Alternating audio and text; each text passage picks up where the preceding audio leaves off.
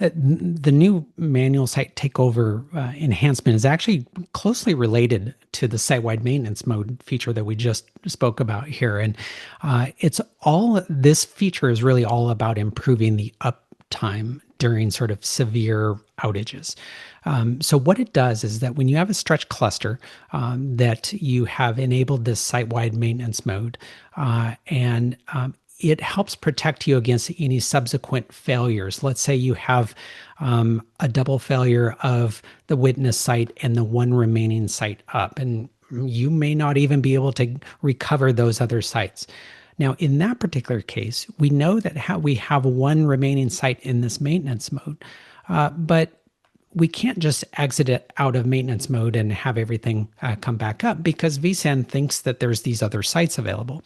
Well, in these circumstances, in the past, the customer could recover those VMs and get them back up and running, but it did require a call to our global support team, and they would have to manually run through this process of recognizing the objects that were there and re-registering them and getting them spun back up. This manual site takeover feature now it can be self-serviced by the customer themselves. So they run through, it's a series of scripting, it's via the CLI, and they will be able to recover that one site that was within the maintenance mode if they have a simultaneous or a double failure of the two remaining sites. It's not going to help against just a random double failure. That's not what the initial intention is. This initial feature is really just focused on that.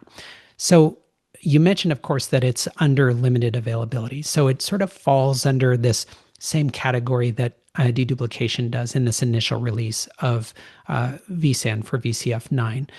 So in those cases, if customers are interested in using this, they'll reach out to their local sales representative, and then that will start the process to make sure that they can get approval for use. And then from that point on, we'll provide them guidance on this. And the reason why we're doing this under sort of this initial availability or limited availability is this is going to give some of our really important customers early access to this capability that they've been wanting for a really long time.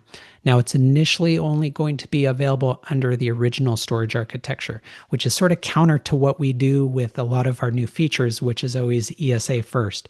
But this is to help really address some of these requests that many of our existing customers had who are running on the original storage architecture still.